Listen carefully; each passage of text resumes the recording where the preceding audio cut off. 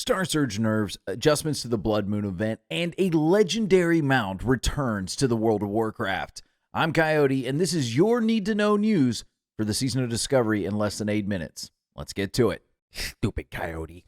First, I want to give a huge shout out to None of the Above. They got the first kill of Thermoplug, finishing the raid. It's hilarious because they realized at the last minute they had to do a kick, and anybody who's experienced raid leading with going with little information knows how sometimes one little thing can change the course of a whole fight. But shout out to them. Moving on, we have all ruins now being discovered in the Season of Discovery Season 2, all right? If you head on over to the WoW guides, they've already got them out there. Shout out to all the Discord teams and the WoW Mysteries Discord for digging through and finding all of these things. With the Blood Moon event in full swing, we're seeing factions turned against themselves, players against their friends in this whole PvP gone wild scenario. It's actually kind of fun.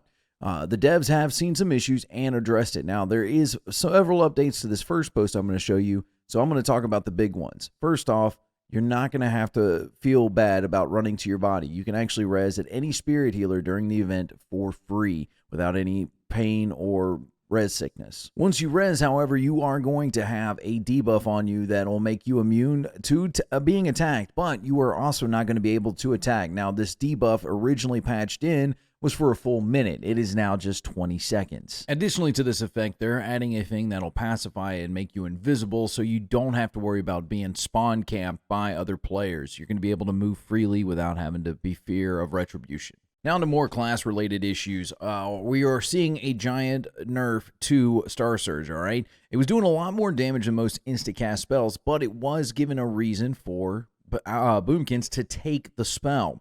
The issue is you get about 3 of them, they run around in a PvP zone, and out of orbit, you're just gone.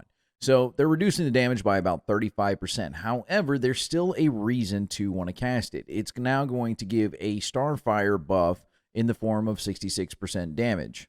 Paladins are seeing a fix to the Sheath of Light. I've played with some Paladins recently that said, hey, we're not taking it because there's a known bug. Well, that bug should be fixed by now.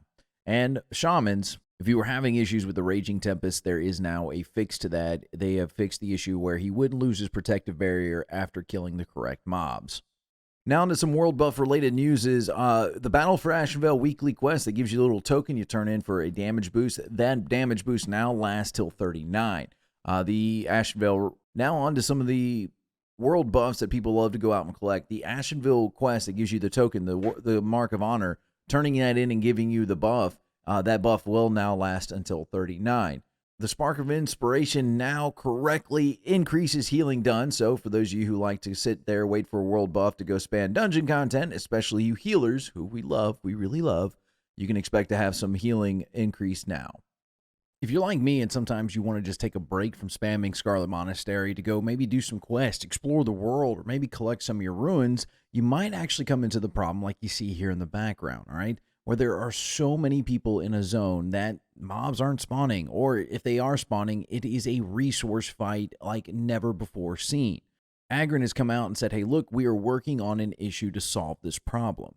They don't want to increase mob spawning because that may just oversaturate the zones when they do become less barren. So they're actually working on more layer options to it. A long-term solution is in the works, but nothing concrete yet. Finally, there is a legendary mount that has been added back to the Season of Discovery. Now, this mount was a long-time story, and I actually remember the fallout from this.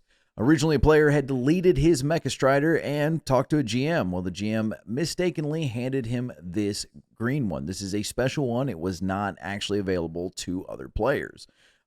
Back in Warlords of Draenor, I remember this vividly. It became a huge topic when the player tried selling the account, and Blizzard went in and pulled the mount from it. Well, now it is a bind-on pickup item that you can get at the end of Gnomer. So, running it as many times as you can obviously is going to increase your chance as well as running different tunes through. So, good luck to you on your mount farmer, you collectivist you. These are the major updates I think you need to know for the Season of Discovery. If I missed anything or you think there's something more important that I haven't touched on, please leave a comment down below. Like the video, subscribe to the channel if you found any of this useful.